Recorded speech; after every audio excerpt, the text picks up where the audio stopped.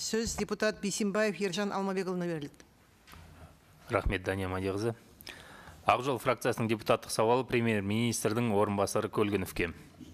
Ақжол фракциясына аутистикалық спектрінің бұзылуы дертіне шалдыққан ерекше балалардың ата-аналары бірнеше рет жүгінді. Қазіргі уақытта бұл дерт бүкіл әлемдегідей біздің елімізде де өзекті мәселелердің бірі болып отыр.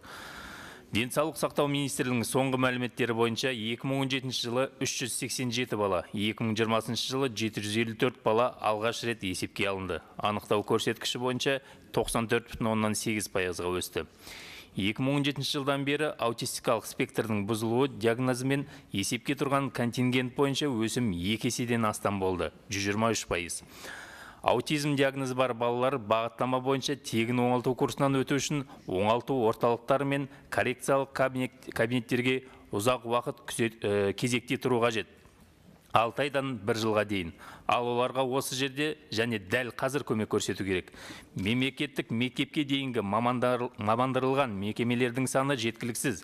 Оларда көбінде баланы күні бойы қалдыру мүмкіндігі жоқ. Осыған байланысты ерекше балаларды тәрбиелеп отырған көптеген отбасылар балабақшалар мен жеке орталықтардың қызметтерін пайдалануға мәжбүр. Олардың бағасы ата-аналардың қаржылық мүмкіндіктерінен асып түседі. Орташа бағасы айына 300 мың теңгені құрайтын коррекциялау сабақтарының қажетті көлемін әр ата-ананың қалтасы көтере бермейді. Осыған байланысты ата-аналардың бірі жұмыс істемеуге мәжбүр. Өйткені оның баланы оңалтуға үнемі қатысуы қажет.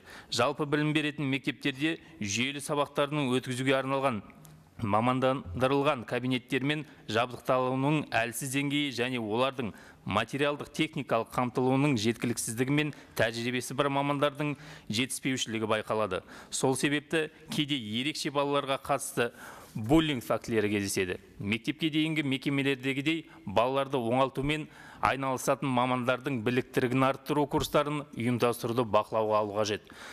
Аутистикалық спектрдің бұзылуы бар балалардың санаторий курорттық емдеумен қамтамасыз ету тоқтатылды. Бұл әділетсіз шешім балалардың толық оңалту мүмкіндіктерін айырады.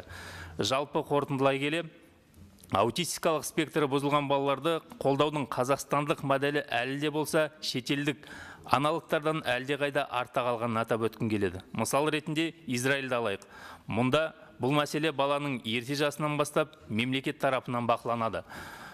Бұл елде оқу құралдары мен еш қиындық жоқ. Мамандардың білім деңгейі де жоғары. Жақын болашақта Қазақстанда да осындай менталитет болашақ ұрпақтың ерекше өкілдеріне деген дәл осындай көзқарас қалыптасса деймін. Жоғарыда айтылғандардың негізінде келесін қажет деп санаймыз.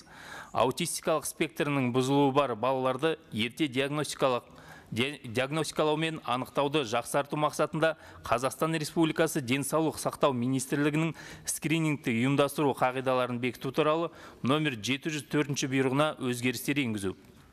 Ведомство аралық үйлестіруді жүзеге асыру мүмкіндігін шектеулі балаларды тәрбиелеп отырған отбасыларды жан-жақты қолдау, әдістемелік құралдар мен мамандардың біліктілігін арттыру мақсатында оқу бағдарламаларын әзірлеу үшін Қазақстан Республикасында аутизмнің ұлттық ведомствоаралық ресурстық орталығын құруды ұсынамыз.